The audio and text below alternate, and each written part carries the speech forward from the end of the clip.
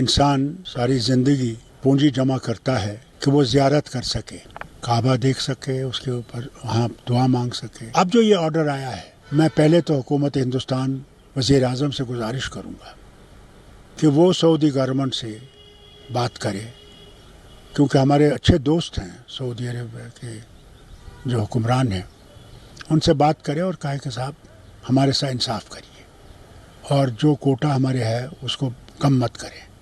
नमस्कार दोस्तों। तो सऊदी अरेबिया की जो हज मिनिस्ट्री है उसने इंडिया के लिए जो प्रॉमिस्ड कोटा था उसका 80% जो सीट्स थी उसको कट डाउन कर दिया था, और इसको लेकर के काफ़ी परेशानी इंडियन मुस्लिम्स में हो गई। बिकॉज अभी हज का महीना शुरू होने वाला है और लोग अप्रैल के लास्ट में जो है अब सऊदी अरेबिया में ट्रैवल करेंगे। मक्का और मदीना जहाँ पर लोग हज के लिए जाते हैं, हज उम्रा के लिए जाते हैं, वहाँ पर लोग जाना अब शुरुआत होगा। और उससे पहले ही सऊदी अरेबिया की जो हज मिनिस्ट्री थी उसने इंडिया के लिए जो अलॉटेड कोटा था उसका 80% कट डाउन कर दिया। और इसके बाद फिर जो जम्मू कश्मीर के सीएम है उमर अब्दुल्ला, फिर जो पीडीपी पार्टी है उसकी जो चीफ है महबूबा मुफ्ती, उन्होंने रिक्वेस्ट किया यहाँ पर मिनिस्ट्री ऑफ एक्सटर्नल अफेयर्स से कि भाई आपको इंटरवीन करना चाहिए, जो कोटा अलॉट हुआ था उसका 80% क्यों कट डाउन किया गया। बहुत लोग तो ऐसे भी हैं जिन्होंने पेमेंट कर दिए, जो फंस गए अब जिनको जाने को नहीं मिलेगा। और बहुत सारे इंडियन पिलग्रिम्स जो कि यहाँ से जाते हैं हज के लिए, उनके लिए तो बड़ी समस्या हो गई कि भाई बीच में वो फंस गए, ना इधर के रह गए ना उधर के रह गए।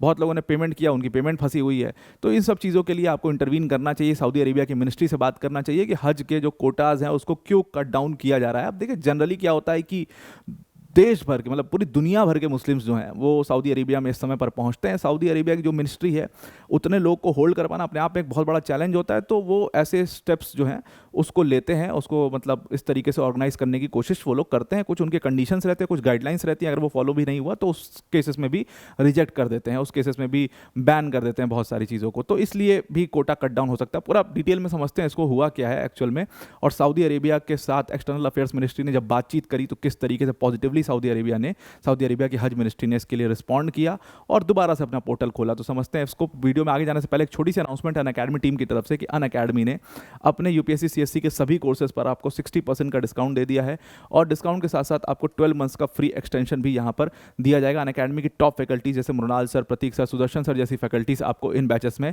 पढ़ा रहे होंगे। बैच हमारे पास साल 2028, 2026, 2026-25 सबके लिए हैं, तो आप ज़रूर से इन बैचेस को ज्वाइन कर सकते हैं। डिस्क्रिप्शन में इसकी लिंक है। अब इस पूरे बैच के बारे में आपको वीडियो के अंत में ज़रूर से समझा दूंगा। अब आते हैं अपने टॉपिक के ऊपर वापस। तो जम्मू कश्मीर की जो पीपल्स डेमोक्रेटिक पार्टी की चीफ है महबूबा मुफ्ती, उन्होंने मिनिस्ट्री ऑफ एक्सटर्नल अफेयर्स से रिक्वेस्ट किया कि भाई आप लोग इसमें तुरंत इंटरवीन करिए। बिकॉज अभी अभी ये खबर आई है कि जो सऊदी अरेबिया की हज मिनिस्ट्री है उन्होंने जो इंडियन पिलग्रिम्स के लिए कोटा अलॉट होता है, देखिए हर कंट्री के लिए कोटा अलॉट होता है, तो जो इंडियन पिलग्रिम्स के लिए कोटा अलॉट हुआ है उसकी 80% जो सीट्स है उसको कट डाउन कर दिया है, और अपना पोर्टल जहां से बुकिंग होती है उस पोर्टल को भी बंद कर दिया है। तो ये एक बहुत बड़ी समस्या है और इंडियन मुस्लिम्स के लिए बहुत ही मतलब डिस्टर्बिंग खबर है।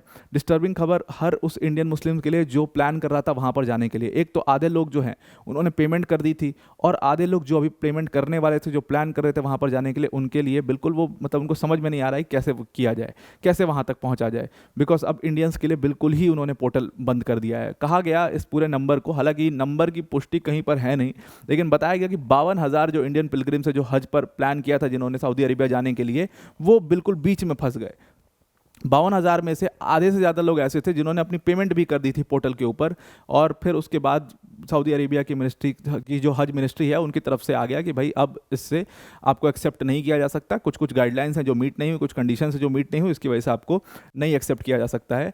और यहाँ पर बहुत सारे लोग जो है जो उम्मीद लगा करके बैठे थे कि इस बार ईद जो है सऊदी अरेबिया में मनाएंगे इस तरीके से, जो मतलब पूरा उनका जो न्यू ईयर की शुरुआत होती है, जो इस्लामिक कैलेंडर की शुरुआत होती है, वो इसी महीने से शुरुआत होती है। अब अगर हज के बारे में समझोगे तो देखिए हज जो है इस बार बताया जा रहा है कि जून 4 से जून 9 के बीच में होने वाला है। तो लगभग आप मान के चलिए कि अप्रैल लास्ट से जो यहाँ से मतलब इंडियन मुस्लिम्स हैं और दुनिया भर के जो मुस्लिम्स हैं वो सऊदी अरेबिया पहुँचना शुरू हो जाएंगे। और वहाँ पर एक जगह होती है मीना, जहाँ पर स्टे, अकोमोडेशन, इन सब की व्यवस्था होती है, और उसके बाद मक्का और मदीना जाया जाता है वहाँ से। तो अब देखिए ये हज का महीना बहुत पावन भी है। आपको पता है कि यहाँ से जो है 12 मंथ का जो इस्लामिक कैलेंडर है वो शुरू होता है, तो मुस्लिम्स के लिए बड़ा ही इंपॉर्टेंट भी है, और ईद उसी समय पर पड़ती है। तो मून के मतलब पोजीशन के हिसाब से ये चीज़ डिसाइड होती है। वो उस समय पर हालांकि डिसाइड किया जाएगा एग्जैक्टली कौन से दिन पर ईद होगी। तो जून 4 से जून 9 का समय खैर रखा गया, इसके बीच में कभी भी हो सकता है। तो अप्रैल लास्ट से ही लोग जाना शुरू हो जाते हैं। अप्रैल लास्ट से क्या, बल्कि आपको दिखेगा कि अप्रैल 20 के बाद से ही लोग जो है वो सऊदी अरेबिया में जा करके अपना अलॉटमेंट के हिसाब से अपना बुकिंग करा करके वहाँ पर पहुँचना शुरू हो जाते हैं, और बहुत बहुत भीड़ होती है वहाँ। और मीना करके एक जगह है जहाँ पर सारी एकोमोडेशन सबकी इन सबकी व्यवस्था की जाती है। अब ये आप हज के लिए जा कैसे सकते हो, तो इसका एक पूरा ऑर्गेनाइज प्रोसेस है कि हज के लिए जाने के लिए सबसे पहले आपको रजिस्टर कराना पड़ता है। तो आप दो तरीके से जा सकते हो। एक तो जो हज कमेटी ऑफ इंडिया है, ये एक स्टैचुरी बॉडी है, और ये मिनिस्ट्री ऑफ माइनॉरिटी अफेयर्स, जिसके मिनिस्टर किरेन रिजिजू हैं, उसके अंडर ये हज कमेटी ऑफ इंडिया आती है। इसके थ्रू आप अपना बुकिंग करवा सकते हो।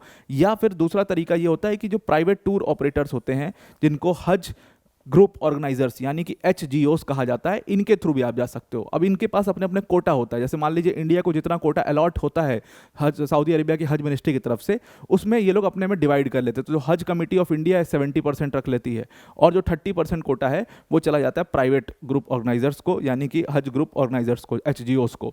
तो उसके हिसाब से लोग अपने भेजते हैं। बहुत लोग ऐसे होते हैं जो इन प्राइवेट ऑर्गेनाइजर्स के साथ जाना चाहते हैं, ये अकोमोडेशन थोड़ा बढ़िया दिलवा देते हैं, थोड़ा इनका मतलब हिसाब किताब ठीक होता है, इसलिए थोड़ा ज़्यादा पैसा तो ज़रूर लगता है, लेकिन लोग जो है वो इनके साथ जाना प्रेफर करते हैं। और फिर ये तो गवर्नमेंट की ऑर्गेनाइजेशन ही है हज कमेटी ऑफ इंडिया, तो यहाँ से भी लोग जाते हैं। दोनों तरीके से आप वहाँ पर पहुँच सकते हैं। तो अभी क्या हुआ, रिसेंटली न्यूज़ ये आई कि जो कोटा अलॉट हुआ था, उस कोटे के हिसाब से लगभग 1 लाख जो पिलग्रिम्स थे उनको सऊदी अरेबिया को मतलब अलाउ करना था सऊदी अरेबिया में आने के लिए, हज के लिए। और यह अग्रीमेंट हुआ था जनवरी के टाइम पर। जो माइनॉरिटी अफेयर्स के मिनिस्टर हैं किरेन रिजिजू जी, उन्होंने ये खबर दी कि भाई सऊदी अरेबिया की जो हज मिनिस्ट्री है उसके साथ हमारा अग्रीमेंट हो गया है, लगभग हमें 1,75,000 पिलग्रिम्स के लिए कोटा मिला है, जो कि बहुत ज़्यादा है, पिछली बार से कई गुना ये ज़्यादा था। तो इसके लिए लेकर के काफ़ी खुशी थी इंडियन पिलग्रिम्स में कि इस बार जो है आराम से बहुत सारे लोग वहाँ पर पहुँच पाएंगे। तो ये कोटा अलॉट हुआ था।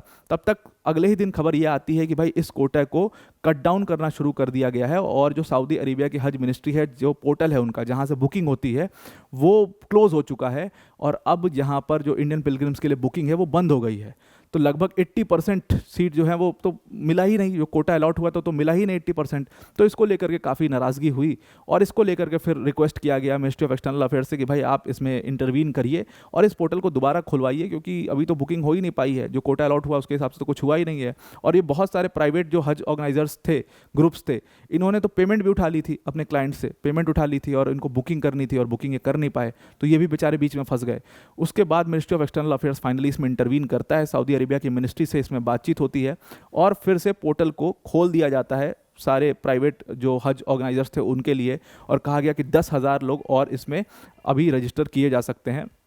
और उसके बाद मिनिस्ट्री ऑफ एक्सटर्नल अफेयर्स ने इसमें बताया कि भाई देखो, सऊदी अरेबिया की कुछ डेडलाइंस थी, कुछ गाइडलाइंस उन्होंने दिए थे, कुछ कंडीशंस आपको मीट करनी होती हैं, तभी जाकर के आपको अकोमोडेशन वगैरह ये सब सारी चीज़ें, जो मीना कैंप्स है वहाँ पर अलाउ होता है, ट्रांसपोर्टेशन आपको अलाउ होता है, सब कुछ। जब आप ये डेडलाइंस को मीट नहीं करोगे, आप इन कंडीशंस को मीट नहीं करोगे, तो जाहिर सी बात है चीज़ें फाइनलाइज नहीं हो पाएंगी। और इसीलिए चीज़ें फाइनलाइज नहीं हो रही थी, इसीलिए सऊदी अरेबिया की हज मिनिस्ट्री ने पोर्टल को अपने बंद कर दिया था।